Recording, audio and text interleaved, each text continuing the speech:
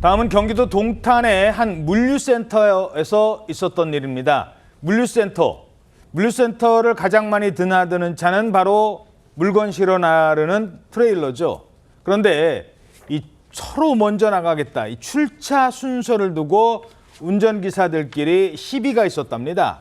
근데 이 시비가 처음엔 사소한 다툼의 시작이 됐는데 결국 이런 충격적인 일까지 발생을 했습니다. 무슨 일이 있었던 겁니까? 네, 그렇습니다. 트럭 간 출차 문제로 좀 언쟁이 있었던 것으로 보이는데 이 언쟁에 그치지 않고 한 운전자가 다른 운전자를 향해서 폭행을 하고 욕설을 하다가 그 상대방 차에 올라타서 마음대로 차량을 운행하기 시작을 했습니다.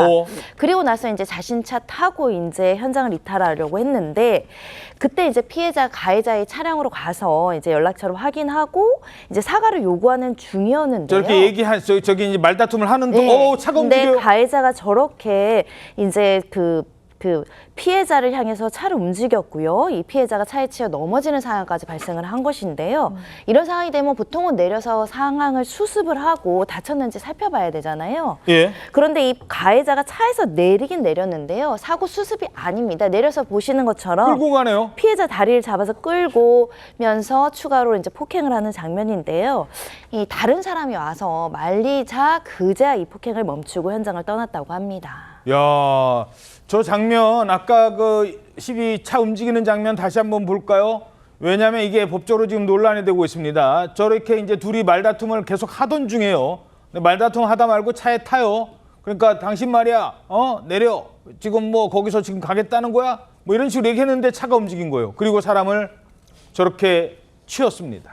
그런데 경찰이요, 조사해 봤더니 저게 일부러 차로 친 게 아니다, 이렇게 봤다고요? 네, 그렇습니다. 피해자는요, 이 사건이 발생하고 경찰로 가서 신고를 했습니다.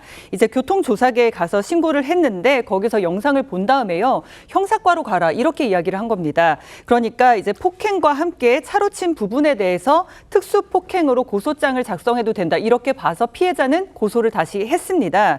그런데 경찰이 무혐의 처분을 내린 건데요.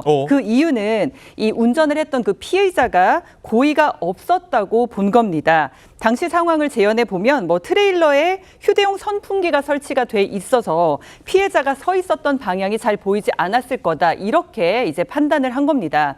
사고 후에 또 그리고 구호 조치 없이 다리를 끌고 가는 등의 죄질은 불량하지만 트레일러를 천천히 운행을 했고요. 또 좌측을 주시하다가 충격 뒤에 전방을 주시하는 점 등을 고려할 때 고의성이 없는 사고로 보고 특수폭행에 대해서는 무혐의 처분을 내린다, 이렇게 된 겁니다.